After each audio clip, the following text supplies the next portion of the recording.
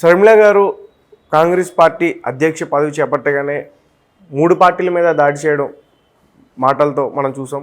And రీసెంట్గా షర్మిల గారి పైన కూడా జగన్మోహన్ రెడ్డి గారు వైసీపీ ఎవరైతే ఉన్నారో క్యాడర్ని మాట్లాడమని సందేశాలు పంపించినట్లు కూడా ఒక వార్త అయితే వెలుగులోకి వచ్చింది. సో దాని గురించి షర్మిల విషయంలో ఒక కొత్త వార్త ఏమొస్తుందంటే జగన్ గ్రీన్ సిగ్నల్ ఇచ్చారు. షర్మిల అందు చూడండి, షర్మిలని వెంటాడండి, వదలపెట్టకండి అని నాయకులకు చెప్పాడు అని ఒక వార్త వస్తుంది. అది నిజమా కాదో మనకు తెలియదు.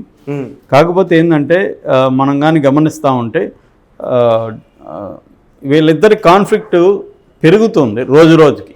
షర్మిల డే 1లోనే, అంటే ఆమె పిసిసి అధ్యక్షురాలుగా ఛార్జ్ తీసుకున్న వెంటనే ఆమె జగన్ మీదనే తన విమర్శనాస్త్రాలని ఎక్కువపెట్టింది.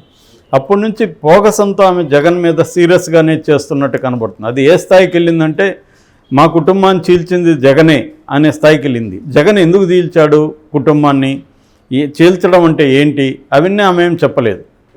జగన్ ఏం చెప్పాడు, Congress party dirty politics play చేస్తుంది, కుటుంబాలని రాష్ట్రాన్ని అన్జస్ట్గా చీల్చింది, ఇప్పుడు కుటుంబాలను కూడా చీలుస్తుంది. గతంలో కూడా మా బాబాయ్ వివేకానంద రెడ్డిని మాకు యాంటీగా నిలబెట్టింది, ఆయనకు ఒక మంత్రి పదవి ఆశ చూపి, ఇప్పుడు అలాగే మా ఇంట్లో చిచ్చుబెట్టి మా ఫ్యామిలీని చీల్చింది అనేది అతను చెప్పాడు.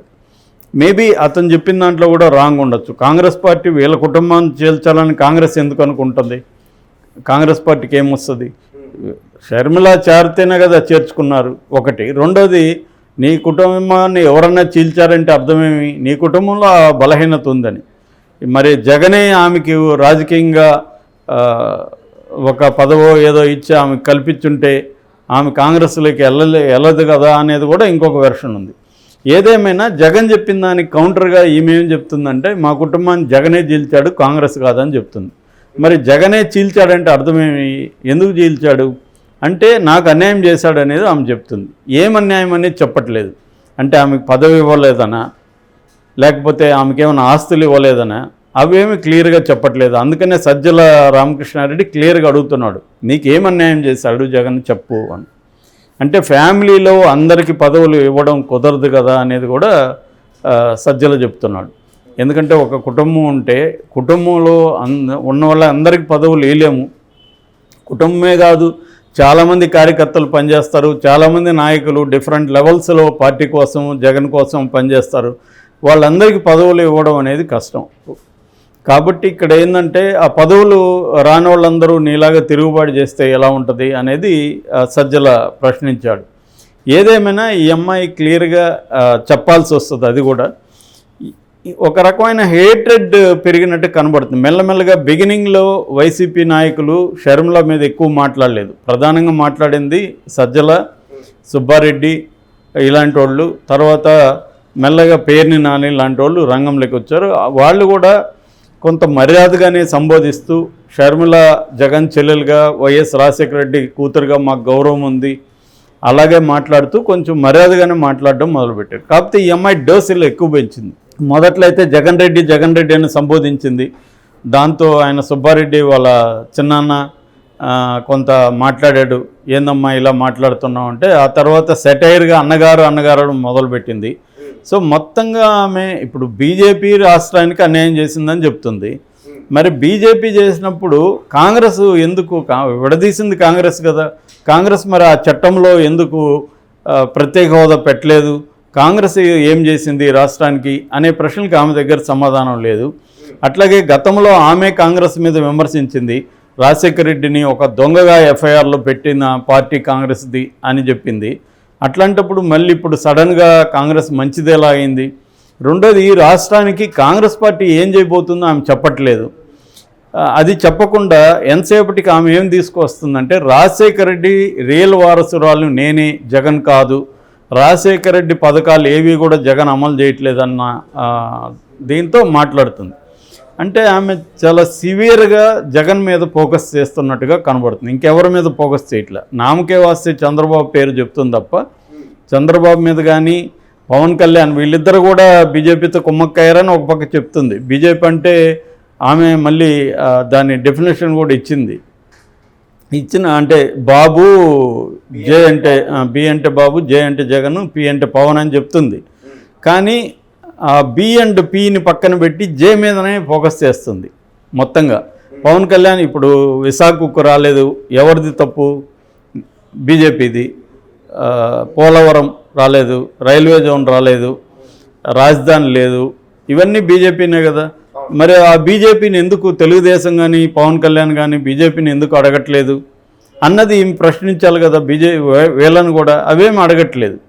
పోనీ కాంగ్రెస్ పార్టీ ఏమన్నా ఇంతకంటే గొప్పగా చేసిందా? చేసుంటే ఎందుకు అంత ఘోరంగా ఓడించారు కాంగ్రెస్ పార్టీని? ఇప్పటికీ 1% కూడా ఓట్ల శాతం కాంగ్రెస్కి ఎందుకు రాకుండా పోయింది? ఆ విషయాలు ఏమైనా మాట్లాడగలుగుతుందా ఏమే? అవేం మాట్లాడకుండా ఓన్లీ జగన్నే టార్గెట్ చేస్తున్నట్టుగా కనిపిస్తుంది. దాంతో వైసీపీ వాళ్ళు కూడా గట్టిగా అటాక్ చేశారు. సాక్షులు అయితే ఇంకా ఎక్స్ట్రీమ్కి వెళ్ళి ఆయన రాఘవరెడ్డిని, కొండా రాఘవరెడ్డిని పిలిపించారు. ఆయనతో దాదాపు గంట పైన ఇంటర్వ్యూ చేశారు. ఆయన ఈ అమ్మాయి ఒక విష పురుగు అని చెప్తున్నాడు. దాన్నే టైటిల్ పెట్టి షర్మిల విషం అని పెట్టి వాళ్ళు సాక్షి వాళ్ళు ప్రమోట్ చేస్తున్నారు. ఇది రాను ఒక డర్టీ దీంట్లోకి వెళ్ళిపోతుంది. కుటుంబ కథా చిత్రం అనేది కుటుంబ హారర్ చిత్రంలాగా మారే అవకాశం కనిపిస్తూ ఉంది. అంటే ఇది ఎక్కడికి ఆగుతుందో తెలియదు. ఇంకా వరస్ట్ దీంట్లోకి వెళ్తుంది. అంటే ఆ అమ్మాయి కూడా అలాగే బిహేవ్ చేస్తుంది, వైసీపీ వాళ్ళు కూడా అలాగే బిహేవ్ చేస్తున్నారు.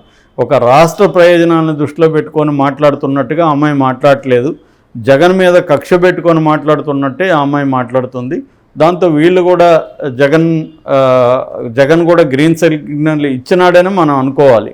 ఎందుకంటే వీళ్ళ డోసు కూడా విపరీతంగా పెంచారు. సాక్షిలో షర్మిల విషం అని పెట్టారంటే జగన్ పర్మిషన్ లేకుండా అలా పెట్టరు కదా. అంటే సొంత చెల్లెలు విషం అంటున్నాడు. మొన్ననే ఆయన వెళ్ళి నిశ్చితార్థంకి వెళ్ళి ఆమెతో ఫోటో కూడా దిగాడు. ఇప్పుడేమో మరి విషం అని వస్తుంది. అంటే జగన్ కూడా డిసైడ్ అయ్యాడు, ఈమెను ఏమాత్రం స్పేర్ చేయకూడదు, మనం సివియర్గానే అటాక్ చేయాలి. సివియర్గా అటాక్ చేయకపోతే డ్యామేజ్ అవుతుంది. ఎందుకంటే కొంతమంది అన్నా ఆమె టార్గెట్ అంటే ఎలా ఉందంటే జగన్కి ఏ వర్గాలు సపోర్ట్ చేస్తున్నారో ఆ వర్గాల నుంచి కొంత ఓటింగ్ లాగాలన్న ఇది కనబడుతుంది. అందుకని క్రిస్టియన్ యాంగిల్ కూడా తీసుకునింది ఆమె. జగన్ క్రిస్టియన్ కాబట్టి మణిపూర్లో 2000 చర్చిల మీద దాడులు జరిగాయి, 60,000 మంది నిరాశ్రయులయ్యారు. దాన్ని జగన్ ఖండించలేదు అంటుంది.